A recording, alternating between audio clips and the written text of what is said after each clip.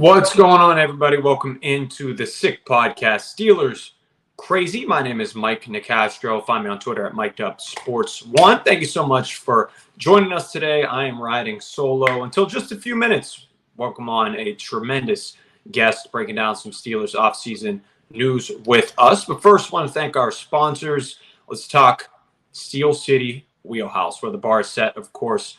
Tires for all cars and trucks can now be purchased online at steelcitywheelhouse.com. Shout out to John and John, our guys over there doing absolutely tremendous work.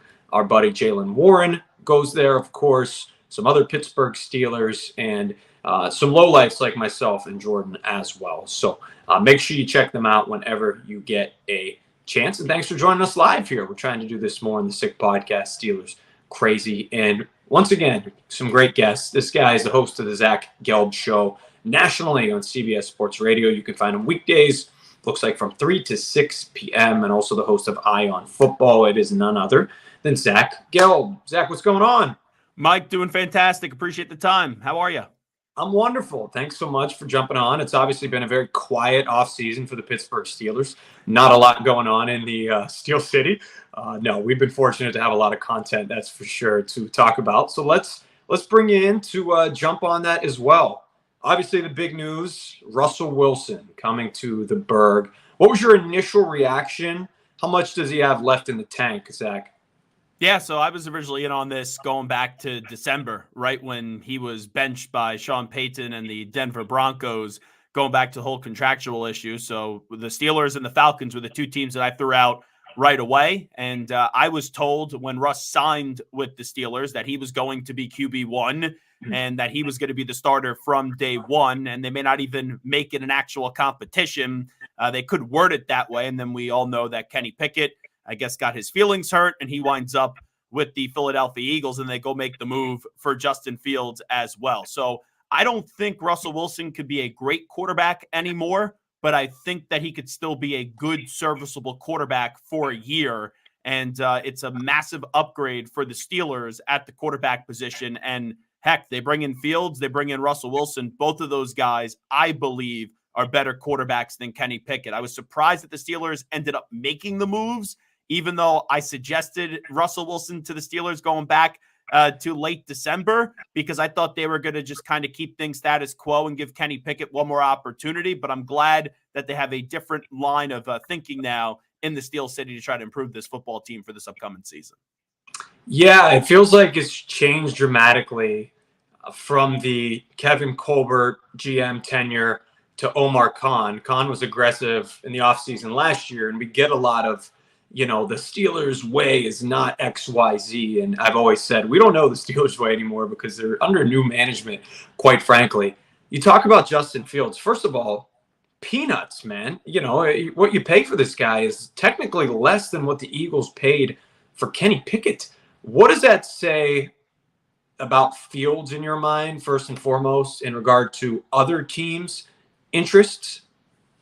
Yeah, I think it says the way that us as media and fans view Justin Fields is completely different to what the league views Justin Fields. And I know people could say, well, the Bears really didn't have any leverage. Well, what leverage did the Jets have when they were trying to trade Sam Darnold, right? We've seen other instances. Josh Rosen, he got traded a year afterwards, and he got traded for a second-round pick. So it seemed like about a month and a half ago that at the best they could do was a conditional first-round pick.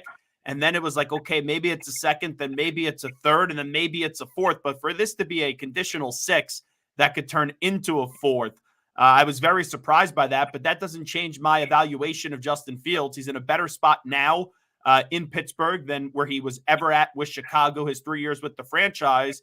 And with what they gave up for him, or the lack of it, it is a low risk with an extremely high reward. Like, the way I'll say it is, I believe that Russell Wilson is a stopgap. I'm not going to say Justin Fields is the future of the Steelers, but I do believe Justin Fields as a football player moving forward has a higher ceiling in this league than Russell Wilson. Yeah, absolutely. Do you think Russell has a relatively short leash? Is this something where, if you had to predict amount of games, right? If Russell comes out and he looks like the guy he was 2 years ago, maybe in Denver. Is this something that you could see the Steelers making the switch pretty quickly? Is that dependent maybe on number of factors like preseason, of course, OTAs, things of that nature? Or you're thinking it's Russ until the wheels fall off? If the wheels fall off and we're looking at this team, I don't know, 7 games into the season and they're 2-5, Justin Yeah. Fields, get ready to get on the field. But I don't think it's going to get to a point, as long as Russell Wilson is healthy, where it bottoms out and it's that bad where you're going to have Justin Fields get the opportunity to go on to the gridiron. I think Wilson will play good enough where it won't be perfect, but it'll be good enough where, as long as the arm holds up and as long as he's healthy and there's no concussions, things along those nature, and no leg injuries, that he'll play the full regular season 17 games with the Steelers. Yeah, Zach, I'm with you. And you made the point. Obviously, these are significant upgrades over Kenny Pickett. And this is a competitive team with Pickett, right? This is a playoff team last year with Mason Rudolph. So how, unless Wilson and Fields get hurt, how do they not get better? I think one thing you could look at if they do take a step backwards is probably the state of the AFC North still. Bengals likely getting a Joe Burrow back. Who knows about Cleveland right now still with Watson, but Baltimore's still, at least in the regular season, an absolute powerhouse. What's your kind of current pecking order? What's the state of the AFC North? And who's the favorite? Is it Cincinnati again? Yeah, it's Cincinnati for me. Cincinnati's the second best team in the AFC behind Patrick Mahomes and the Kansas City Chiefs. They're the only team that has been able to put a dent into the armor of the Kansas City Chiefs, where they beat them 3 times in a row, one coming in the AFC Championship game. As long as Burrow is healthy, they are the team to beat in the AFC North, and they are the team that's the biggest threat to the Kansas City Chiefs. After that, I still would give the edge to the Ravens in the regular season, but the Ravens can't do anything in the regular season that will now change my opinion of them coming up short in the postseason. And I didn't get on Lamar during last year when people were like, oh, he can't win the Super Bowl, he can't get to a Super Bowl. But when you have 2 home playoff games, your offense barely showed up, and it basically showed up in neither of them, then I think those claims, there's now enough of a sample size. After that, I think it's a toss-up between the Steelers and the Browns. I think the Browns have a better overall roster, but I just don't trust Deshaun Watson. And like, it's not like I have this blind loyalty with Russell Wilson. So I kind of think, and this is going to be a lame answer, but I kind of think those 2 teams are kind of neck and neck. I guess you give the slight edge still to the Browns, because I know that the Steelers had no quarterback really last year, but the Browns didn't either, and they made Joe Flacco come off the couch and get him into the playoffs and win a playoff game. So I give the slight tiebreaker to the Browns just because they did win a playoff game a year ago, and the Steelers haven't won a playoff game since the 2016 season. Fair. And we love the objective, rational thinking over here, although some of our viewers might not want to have you back on the show. Oh, trust me. I've heard it from Steelers fans going back to that COVID year with Big Ben, and they lost the bye week. And I was like, oh, can we just play football and everyone shut up about that stuff? And I've never had more 70-year-old men and 70-year-old women from the Steel City get into my DMs and just call me every name in the book. So I'm okay with the criticism. We are probably the most active fan base on social media. Great fan base. Great fan base for sure. But certainly the most active, where there's rumors of somebody throws out Brandon Aiyuk on radio locally, and he's the number 1 trending topic on Twitter because of that. And before you know it, John Lynch is being asked questions about him. That's Steelers Twitter, I think, played a hand in that. I guess while I'm on that subject, do you think Aiyuk stays in San Francisco? What the heck happens there? So I'm not sold that it's a lock, like the way that John Lynch kind of portrayed it the other day at the owners' meeting. Now, they've had nasty public relation negotiations before with wide receivers. The Deebo Samuel thing didn't appear to be moving in the right direction, and then they found a way to get a deal done. But when you have that many talented players like the 49ers do, I only think you could keep so many. So you could run it back with Aiyuk for another year, but if he doesn't get that deal, he's not going to be happy.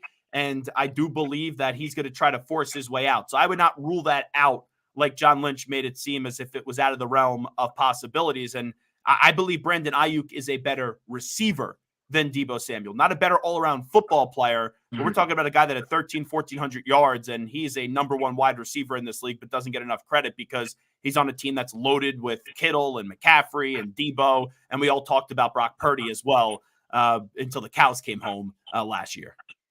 Would you consider him a big upgrade over Deontay Johnson? Yeah. I see. I like Deontay Johnson, but you knew that Deontay Johnson and George Pickens were never going to be able to coexist, and you had to pick Pickens over Deontay Johnson. I look at Deontay Johnson. He's not a number one. Sometimes you kind of think he's like a 1.5, but he's more so of a 2 in the NFL. Brandon Aiyuk is a bona fide number one wide receiver in this league. He would be an upgrade over Deontay Johnson. It'd be a heck of a 1-2 punch. And you look inside your own division, like look at a team like Cincinnati. We'll see if they're going to be able to keep T. Higgins. But for a while, they had Jamar Chase and T. Higgins as a 1-2 punch. So that's kind of the new NFL when you look at teams like the Eagles with A.J. Brown and Devontae Smith. You look at the Dolphins with Tyreek Hill and Jalen Waddle, the Vikings with Justin Jefferson and Jordan Addison, the Seahawks with their trifecta of wide receivers. So one wide receiver now just doesn't cut it. So if they go get Brandon Aiyuk, like if I'm the Steelers, I would trade up a first-round pick for Brandon Aiyuk. I know people say, how can you give the first-round draft pick and then pay him all that money, blah, blah, blah. I don't care. Like what, the Steelers are picking, I think, 20th or 21st. You are not, in all likelihood, finding a better player than Brandon Aiyuk at the 20 or 21st pick of the draft. Completely agree with that. Yeah, the Steelers wide receiver room, and that cupboard is bare right now after the Deontay trade. You know, they signed guys like Van Jefferson, Quez Watkins, who've caught like 40 combined passes the last couple years. You know, I have some traits, a little bit of speed that's exciting, but outside of Pickens, it's pretty damn weak. So I'll get you out of here on this. We talked Bengals a little bit. There's been some Tyler Boyd rumors locally. That free agent class of wide receivers pretty picked over, it feels like. I know you have names like Josh Reynolds being thrown around out there. Do you have a favorite receiver still out there that's left? What do you think of Boyd? Is he no more than a decent slot option at this point, or decent 3? Yeah, I think he would be a fine 3 for the Steelers. You know, maybe he even could roll in as their number 2 wide receiver to start the season. Let's say if you end up drafting a wide receiver in the first round, you're going to slowly bring him on and go through the natural ups and downs that a rookie has in this league. So I think Tyler Boyd, the way I would say it, it's not going to get people jumping up and down like a fat kid in a candy store. I'm sure there will be some Steelers that'll be like, yeah, we stole a Bengal. Oh, we stole Ravens as well this offseason. That's always fun fodder on the internet. But I don't think there is harm in bringing him in. I don't think it would be a bad move, but it's not one that's going to elicit this overwhelming positive reaction from me. You can only have one candy for the rest of your life. What are you going with? One candy the rest of my life. One. Chocolate, hard candy. It can be. It's definitely chocolate. I'm going to say it's Reese's Peanut Butter Cups. Okay. I think I'm a Kit Kat guy, but that's fair. You can't go wrong either way. That is definitely on my list. Kit Kat bars. When Halloween happens, I don't like any of the sour candies or really the chewable stuff. Give me Kit Kat bars. Give me Reese's Peanut Butter Cups, M&Ms. If you want to do those, the Hershey bars too, those are pretty damn good. Twix. I'm a chocolate person when it comes to sweets. Love it. What a great way to end a tremendous segment here with Zach Gelb. Zach, we appreciate you jumping on, man, talking a little ball with us. Hopefully we can do it again sometime, and looking forward to the show each weekday. Tell everybody else where they can find you.